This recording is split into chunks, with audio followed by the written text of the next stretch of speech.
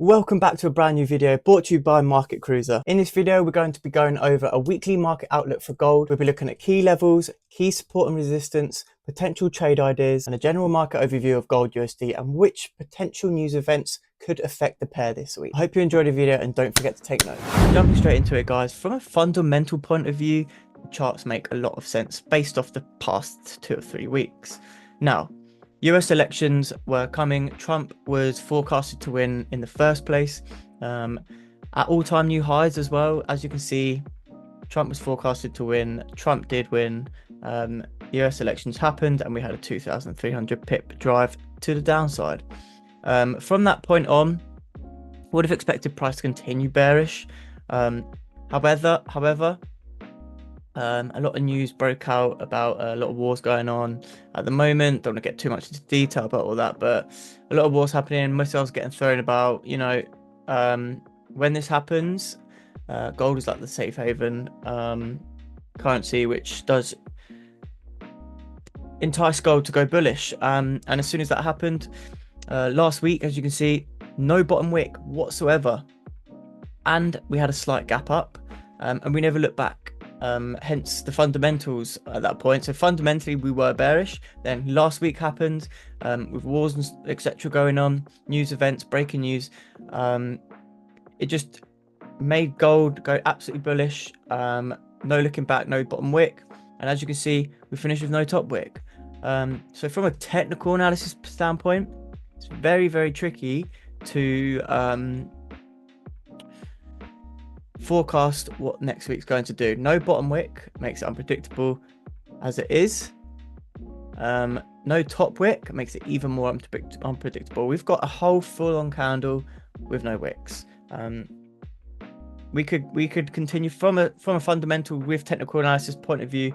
Yes, we've got no wicks, but if we're just going to be looking at just based off the weekly of technical analysis point of view, we do have a support, do have resistance. Other way around, resistance and a support, and the overall momentum on gold, as you can see, is making higher highs and higher lows, and we've just made the high low, and we've created a new support in an uptrend, so we would expect price to continue bullish. So that is going to be my overall bias, just based off that. However, from close-knit looking in, a technical analysis, got no bottom wick, no top wick, makes it really unpredictable, especially with fundamentals at the moment. Continue all this war talk, we are going to carry on going bullish, but we'll see. Diving into the daily. Daily, we've got our most recent support. If we are going to have a bearish week, then I do want to see. We have got clean candles to the downside below 2555.70. Clean candles coming down towards 2510.760. So that'd be a trade idea there, just based for daily. And then we've got our most recent resistance at 2749.796. Clean candles going up to 2792.500. So again, a closure above there. We've got the clean candles. However, we have got clean candles already made in this area, so we could be looking to, just based for daily, we could be looking to range for a little bit, then create a new range within the range. If that makes sense to you guys. So we've got clean candles, could create a new resistance and a new support just within this larger range, and then wait for the closure above or below to anticipate which direction the market's going to go. We're just going to jump straight down to the 4-hour now, see if we can get a clearer picture, which we do, which is a bit nicer. So I'm going to mark out these key levels a bit more in detail now. So we've formed our most recent support, 2792.339, just off the 4-hour. This is, guys. Then we've got clean candles all the way coming down to this area here. We've got support and resistance at 2667.681. Sorry. Now, if we do get a closure below 2692.339, we'll expect price to drive down to at least 2667.881.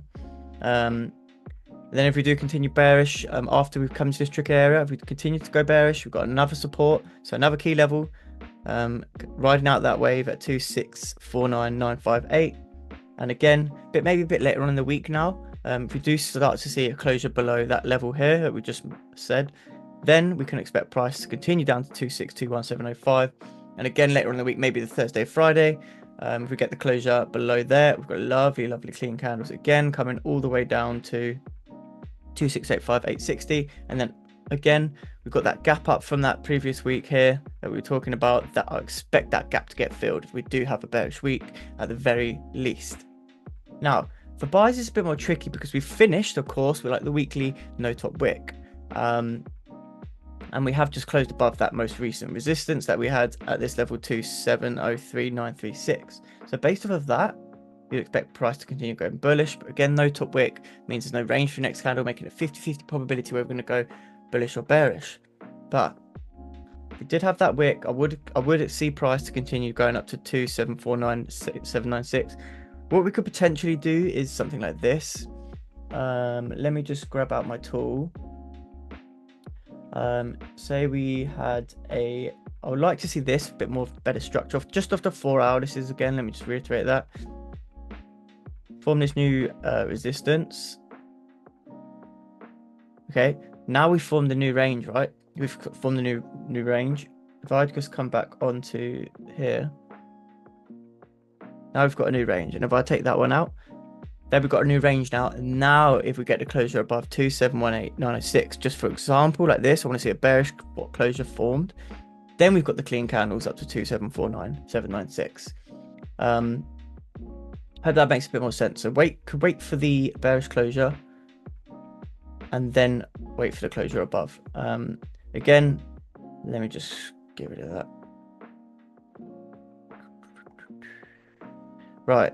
Again, if that happens a bit later on in the week, if we do then get that closure above, just tighten that up a little bit, 2747160.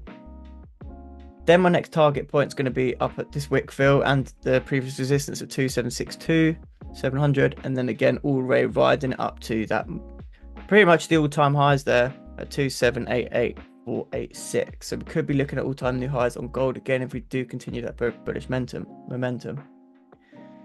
Right, taking it down to the hourly, half an hour, 15-minute. Let's just get right into the nitty-gritty now. Looking for really good entries, potential quick, more intense scalps. So bringing that down to there. Let's tighten this all up. Okay, so I've come to the screen. I'm automatically, I can see it straight away where I'm going to be looking for sales on Monday. So closure below 2702711. Really, really clean. Get a closure below there. We've got clean candles coming all the way down to 2686910. Really lovely trade if you get the setup there. After that, it gets a bit choppy. So after that, I'm not going to be trading this range here. If we can just have a look here. So if we do get that trade, I'm going to be closing full TP at least there on my runners. This range here, after that, no trade range. Very, very choppy to the left-hand side. I want to see the closure below 2781710. Might happen on the Tuesday or the Wednesday. And then we've got more clean candles. Firstly, coming down to 2767200. So again, a nice 50 pip range there. And then again, coming down to our other support level that we marked out on the half an hour, on the 4 hour there, 2668609. Again, after that, more clean candles coming down to this level here. Gets a bit choppy in there, but we've got this initial clean candles, which I like, 2663709. Again, it gets a bit more choppy after that. But again, as you can see, I'm marking out, only going to take the trade when it's clean candles to the left-hand side. So keep note of that. Now, buy side. Bit more tricky again, because we've already had the breakout. We've closed with no top wick. So again, like I did on the 4 hour, if we have to form a new support resistance here, create a new range at the very least. So I need to see something like this. At least I need to see a new range form. So this is our new range, right? We have to think what ifs. We need to see a new range formed. Now we've got the new range forms. These are candles in between this range here. Now we want the closure above. If we get that closure above, we need to look left first. Okay, so let's take it. Don't want that. Let's take it left. Do we have clean candles to the left-hand side? Do we have clean candles? Put in the comment section down below. Do we have clean candles to the left-hand side? Excuse me. Ever so slightly, we do, only up to a certain point.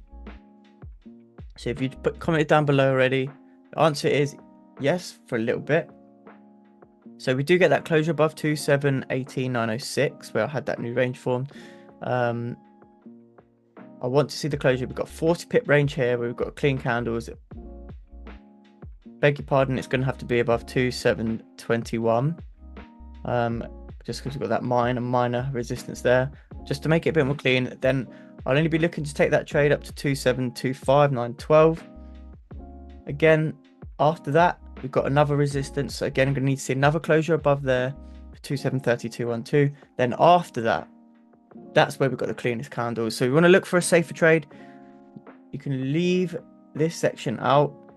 It's a little bit choppy, but we have got a good amount of volume in the markets at the moment. We have got clean candles, just coming up to extra resistances.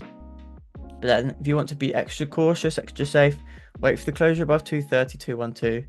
Then we've got the clean candles coming all the way up to 2741.600 area.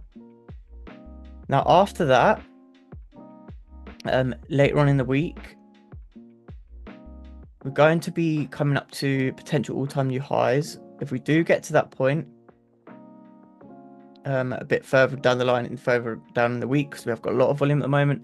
As you know, I've said before, if we do carry on, again, more clean candles left-hand side here. If we do carry on coming up to these all-time new highs, you have to use $5 increments coming up if you're going to continue using those buys. We might not do it, but just in case we do, such as 2795 will be your first target point. If you get closure above here, and then you're going to have to go 2,800, then 2,805, and so on, if you catch my drift there. Just a little extra tip, because we've got no data to go on previously after this resistance. But again, we've got loads of potential trade up ideas before we get to that point, but just in case. Let's get back to where we were. But again, let me just reiterate, going to have to see the new range formed, and then, like we've done here, then if we do get that closure above our area that we marked out to the left, as so, obviously we're going to have a nice healthy wick, then we can take the buys. And similarly on the flip side, because we've got these clean candles here, if we create this new range here of a 15-minute, get the candle closure below, then we've got these clean candles to the left hand side. But just before we wrap it up, guys, I'm just going to quickly go over the news events for the week, see what we could be potentially affected by. So looking at Monday, no news for USD. That's perfect. Nice trading day. Tuesday, we've got CB consumer confidence. So we've got a red folder at 3 p.m. So what I like to do, so that's UK time. Half an hour before 3 p.m. I'll stop trading because it starts to get volatile. Obviously 3 p.m. I won't trade because it's the news event. And then half an hour after, 15 minutes to half an hour after, I'll wait again till the news settles, and then I'll start to trade again. So be aware of that time. Wednesday, 1:30, unemployment claims, prelim, avoiding that time. 3 p.m. again, core price index, CPI, got avoiding that time. And 7 p.m. FOMC meeting minutes. Now it's the meeting minutes which aren't as volatile normally, but again, it's a red fold flag. You've got to avoid it. You're not going to be trading at 7 p.m. anyway, hopefully. It's the end of the trading day, but that in itself could make it quite a dull day. So maybe just trading the London sessions, the safest bet there. And then as you come up to 1:30 p.m, then just leave it coming towards the New York session. Thursday is a US bank holiday, so no trade day there for me. Friday, no news. So yeah, looking good, guys. If you like this video, please don't forget to like, subscribe, leave comments down below as well. It really helps out the channel. Hope you enjoyed it, and I'll see you on the next one.